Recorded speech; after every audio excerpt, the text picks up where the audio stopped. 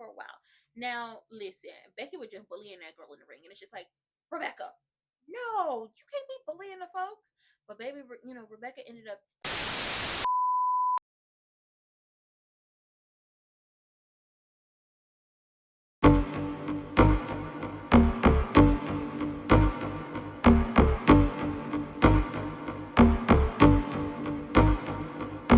And for the record, I ain't even plead the fifth. Girl, let's talk about Monday Night Raw. Okay, cool.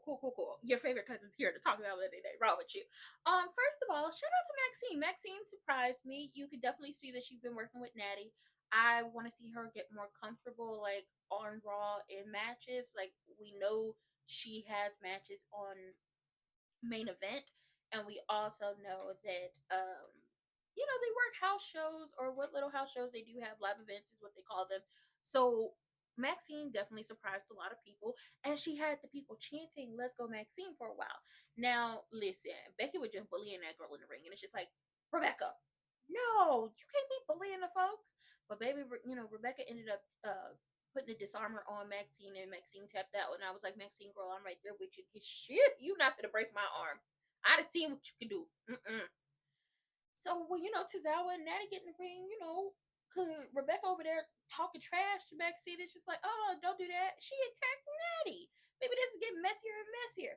Speaking of how this is connected to the mess that is going on, baby, I think Bailey about to snap. I think we might be getting heel Bailey again. Bailey was like, listen, when I think back on everything that's led me up to this point in life, I ain't got nothing to show for it. Ain't got no championships.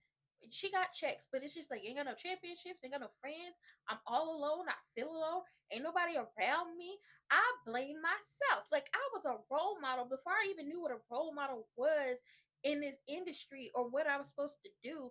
And now, when you think about it, I ain't got nothing. And I was like, ooh, girl. Because by the time they ended her, what we call it, a vignette? Yes, the vignette. You heard a little cackle laugh. I was like, baby, is she rolling with Naomi? I feel like she rolling with Naomi. I feel like because Naomi's match got canceled, I feel like Slayomi, baby, she wasn't really injured. Oh, she said she wasn't medically clear because her and Bailey is cooking something up in that lab. I feel it in my spirit, I do. But yeah, Bailey is about to snap. And when they asked Lyra about it, Lyra was like, "Oh, I didn't know she was feeling that way. Nothing I said to her made her feel this way. I mean, I don't think it made her feel this way. I swear, I ain't do nothing to her. But what I said last week on being done with her, because we're not friends, we're not enemies, we're not nothing. I stand by that. I said what I said. I meant what I said. Who said that? She said that, and I was like, girl, this is messy. Still on par for the girls. Okay, so check this out. Fam was in the Judgment Day clubhouse. Okay, the budget has gotten a little better, and he talking to R&R, and it's like, oh, well, the whole thing with Naomi, maybe y'all need to go, get y'all some opportunities. And I can't tell if he's setting them up for failure, if he wants them to succeed. You can't trust Finn. Okay, Finn gonna distract you with an accident. He gonna distract you with them abs, and before you know it, you done got yourself into some mess. Okay, you can't trust them. You can't trust them. You can't trust them. Anyway, they're like, okay, we're gonna go get us some opportunities. Mind you, meantime, in between time, fake ass Tom Selleck and that mustache, okay, that musty mustache, then brought the mockery up in there, and we all know that is Louis Kaiser, and it's like, y'all are so wrong for dressing a cunty diva in that outfit. Rude. And they're like, oh, what he doing up in here? And Finn pulled fake ass Tom Selleck to the side, and he was like, listen, I typically know how to read a room, and the room is saying he can't be up in here. And fake ass Tom Selleck was like, you gotta believe in me, okay? You gotta believe in something and believe in me when I say I'm just using him.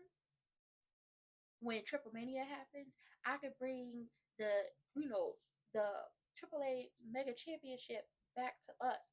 And Finn was like, okay, I trust you. And it's like, you shouldn't trust him. You shouldn't. You shouldn't. But that's just me. So R&R, they roll up on Adam Pearce like he in a training bra. And let's be clear on something. Adam Pearce is over. He was on the edge, but y'all just pushed him over the edge. Okay, y'all done pushed him over. Adam is done with y'all. So he's talking to EO, and EO was like, I came here for a championship opportunity. I came here dressed for a fight. And Adam was like, listen, I know you came here dressed for a fight, but she's not medically clear. When I know something, you'll know something. So R&R is like, well, all you was going to do is lose anyway. But let's talk about us some opportunities. EO said, well, I'm dressed for a fight, So I'm gonna fight her. Adam said, cool. And it happened. And let's be clear on something. This match between Io and Roxanne, the girls did what they always do. And I know I probably say that a lot, but the girls did what they always do. The girls, the women, came out and did what they always do. Showed up, showed out, made us forget everything that happened before their match, and then set the tone for the matches to come. They did what we know they could do.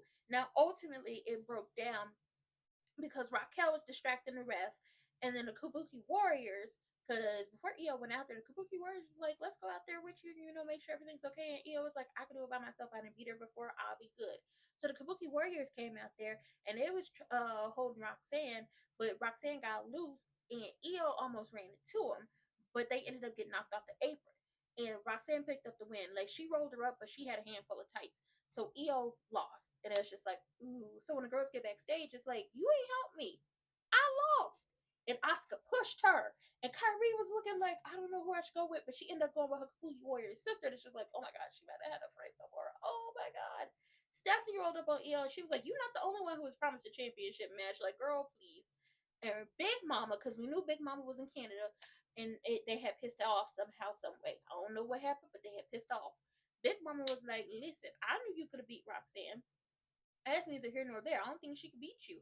But the Kabuki Warriors, they're not your friends, girl. They're not your friends because they went out there and you ended up losing your match anyway. They're not your friends. And Io was like, I know what you're trying to do. And let me tell you this, I don't need your help. And it's just like, girl, you're going to end up needing her help because I feel like they're going to jump you. Let's talk about the men's. Okay, Mr. Silk Press, Dragon Lee, fake ass Tom Selleck, and the mockery. They got into a whole it was a good match. I enjoyed it, and the people in Canada, French Canada, French Canadian. Okay, they was rocking with Dragon Lee. They were chanting his name. They were going up for everything he was doing, and it was a really good match. Like the monkey flip into a Styles Clash. Y'all ate that. I love it, but ultimately, it was a loaded mask that cost them the match. Child, the mockery, aka Ludwig, went digging up all up in his shorts for the steel plate. He ends up dropping it. Fake ass Tom Selleck picks it up, puts it in his mask, and headbutts Mr. Silkpress. I was like, you so rude. So, they ended up losing the match. But everybody there was chanting Louis Kaiser when they saw the mockery. And I was like, I love this so much. Now listen, my sweet baby angel, Strawberry Shortcake, my sweet baby angel, he was like, listen, I want to talk World Heavyweight Championship opportunities with you, Adam. And Adam was like, listen, you get through Rusev, we talk about that World Heavyweight Championship. And Red Velvet, I'm gonna need you to stay your ass in the back. Don't you interrupt that match. And Red Velvet was like, and what you gonna do if I and what you gonna do if I do? Okay, fine. What you gonna do? So Strawberry Shortcake had to step in and was like, listen, as a friend, I need you not to come out there during the match. And he was like, listen, as your friend, I'm not gonna come out there during the match. But let's be clear on something. When the bell rings, I'm on his ass, okay? I'm on him. I'm on him like he owed me money. So, Strawberry Shortcake and Rusev, they in a hell of a match. They tussling. Okay, they tussling. And it gets to the point where we think, Sammy is about to hit his kick, okay? And here comes Suge Knight in the MFTs. And I was like, I knew it. I knew they weren't going to let this go because Strawberry Shortcake beat him on Friday. I knew it wasn't going to I knew it. They caused Strawberry Shortcake the match, but the people gave him a standing ovation during the commercial break. But then, like I said, Red Velvet was on Rusev's ass. He said when the bell rang, he's on his ass, and that's where he was. And I was like, ooh, they tussling all up and through here.